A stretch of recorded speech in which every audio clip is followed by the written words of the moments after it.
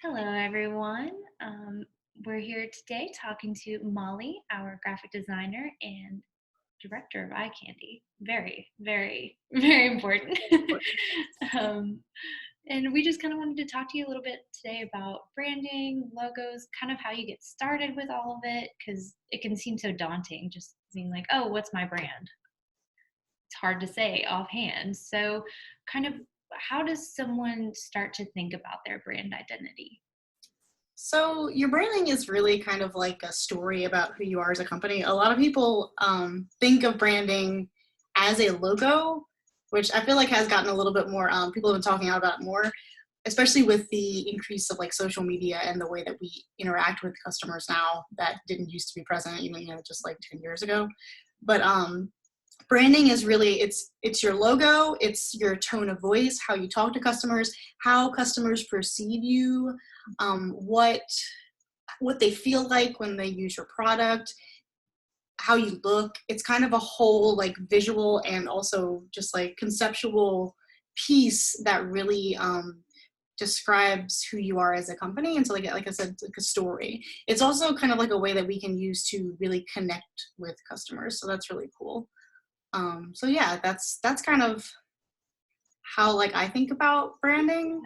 Um, So I guess what are some of the questions that someone would ask themselves when they're getting started? Like, what should they, what should, if they're looking in the mirror, what should they ask yeah, themselves? yeah.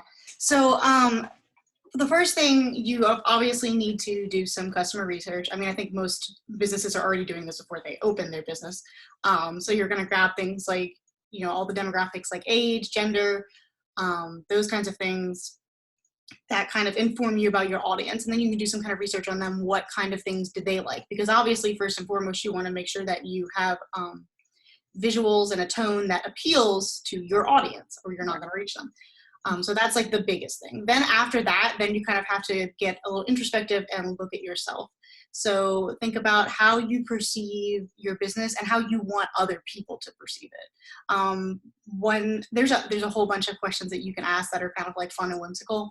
One of the ones that I heard when I was like first in school and like talking to different companies and stuff, they would ask, what kind of car do you see your business as? Because that's kind of something like when you kind of are like, well, what is your personality? Like, how would your business talk? Like sometimes that can be hard to connect with. Yeah. But when you talk about, yeah, like, okay, a car, like, are you fast? Are you like convertible? Or are Are you you like a friendly? dependable, like a Honda, durable? Like, how would you, like, if your company was a car, how would it be perceived? What do you see it as? And so that kind of puts it in perspective there a little bit, to think about it in a different way. You also, of course, want to look at your competitors, see what they're doing, and try see what's working, but also you want to do something that's unique and something that's different. So make sure that you know what is currently around, so you're not doing exactly what they're doing.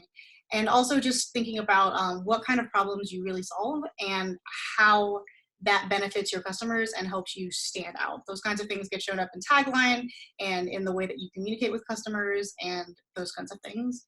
So those are like, I think, the biggest questions that you should ask yourself when you're starting out a brand identity, and that any agency should ask you Yeah, if you're absolutely. going to them. And so, I mean, we just recently had our rebrand. Were these some of the same questions that you asked for us when we redid our logo and everything like that? Yeah, definitely, definitely. There was a lot of research on different, like on our audience. We did our whole audience profiles where we identify different groups of audiences because, of course, with an agency like us, we are targeting multiple audiences, and that can be true for a lot of companies. Mm-hmm. And yeah, definitely like how we wanted to be perceived. I think we definitely tried to work towards a look that feels a little bit more modern and a little more sleek. Mm-hmm. So. Modern and sleek. So, I guess after someone has gone through the process of figuring out those audiences, building those audience profiles like we did, what are like the next steps then of kind of building a brand that's going to speak to them? Like, what are some examples, I guess, if you have any? um So you, let me think. I didn't mean to stump you. No, the next steps, I mean, obviously, so like your first, when you're developing your brand, I guess there are like different pieces to your brand that you want to think about. So obviously you want to design a logo. That's going to be like the big visual aspect that you have. And again, that goes back to what we're talking about, going to your audience, seeing what they like, all of those things that we talk about building a brand, that plays into the logo design. Your next step, you also want to think about, like we're saying, branding is the way you communicate. It's how you connect with your customers. So you also want to think about your like tone of voice. That's a really big thing that is used on social channels and in any kind of marketing materials. A lot of people will go ahead and when they're creating their logo and also other materials, they'll create what's called like a brand style guide. And this has like directions for how to use a logo, what your primary colors are. It also has directions on how to talk, how casual do we talk on social media. Some of the ones you'll see from big brands, like, I mean, I was looking at, I think Shopify's the other day.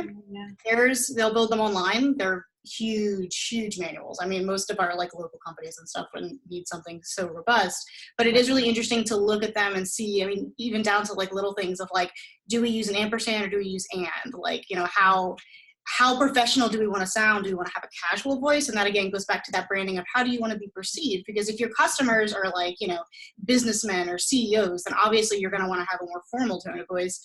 But if you're like, you know, targeting like millennials or like just your average, you know, Joe, like they're probably not going to be quite as interested in something that sounds so professional. They might want something that is a little more down to earth.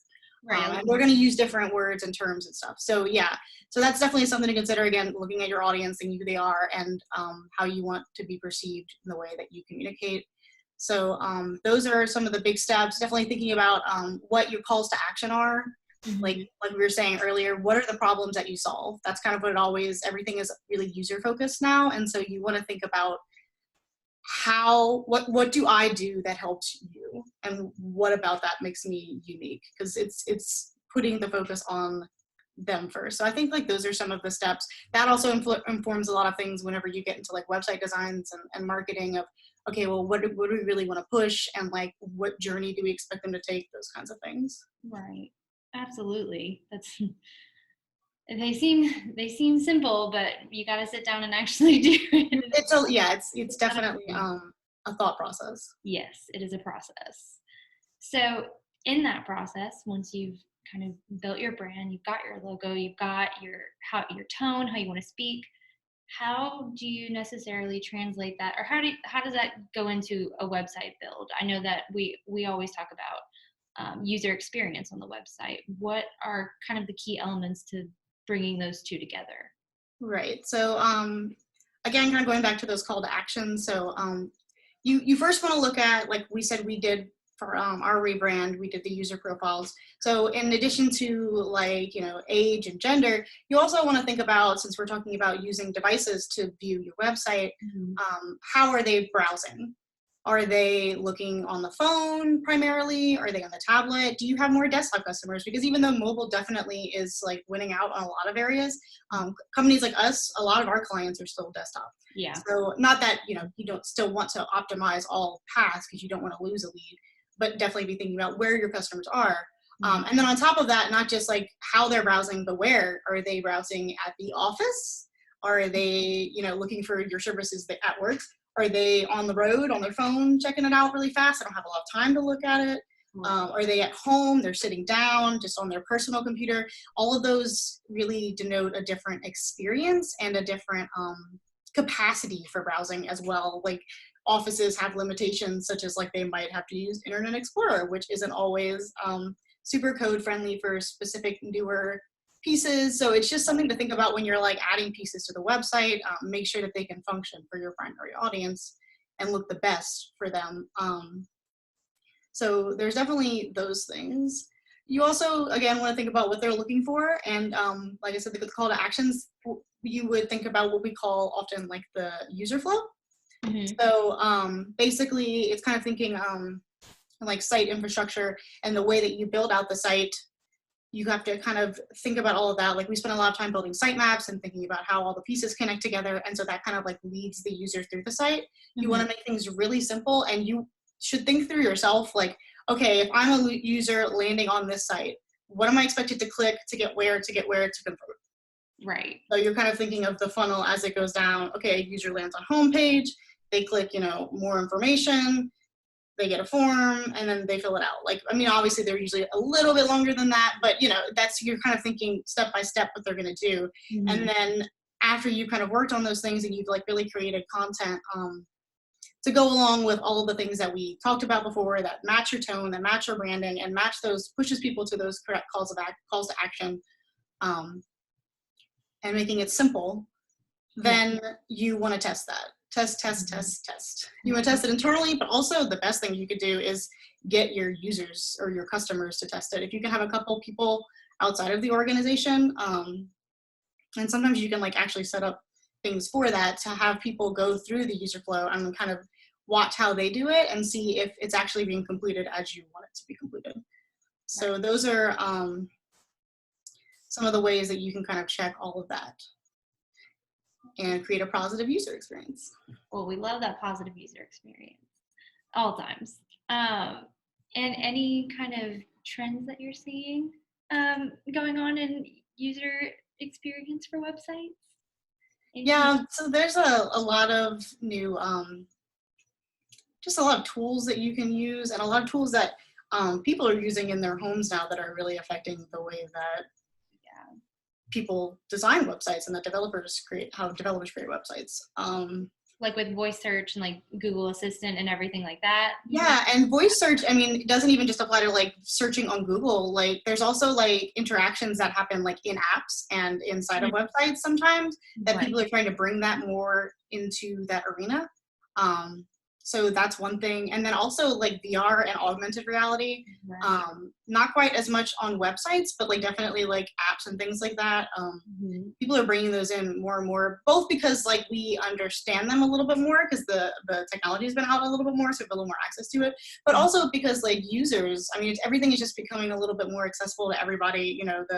The Oculus Rift is like becoming more popular, and like you were saying, like with the voice interaction, like I mean, I have like several Google Homes in my apartment, and I'm sure a lot of people have like a smart speaker, and it's starting to become a little bit second nature to people to use it, depending on where your age range is and what you have.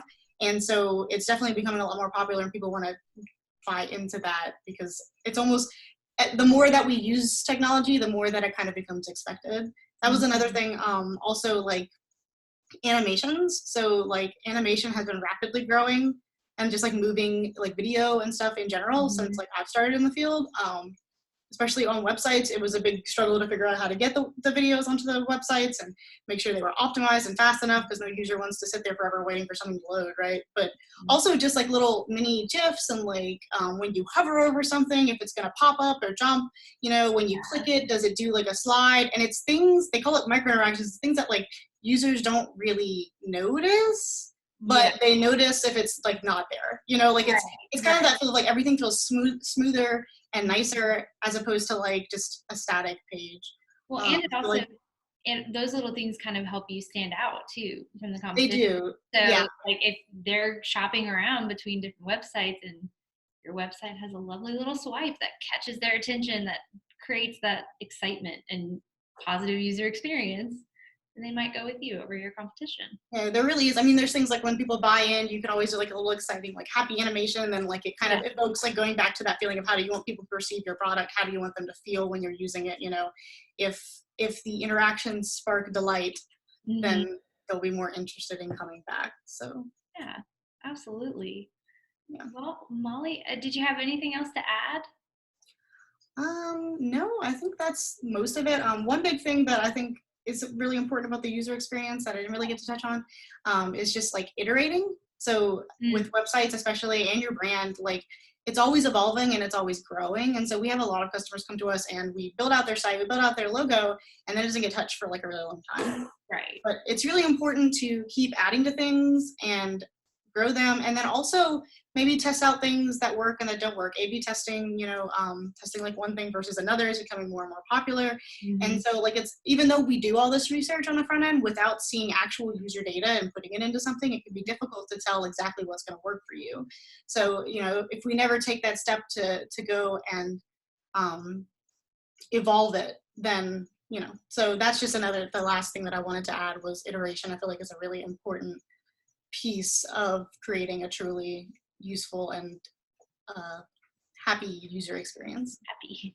We like happy. Well, Molly, thank you so much for taking the time to chat with us today. You're welcome. Yeah, if you guys have any questions about what Molly said, reach out to us.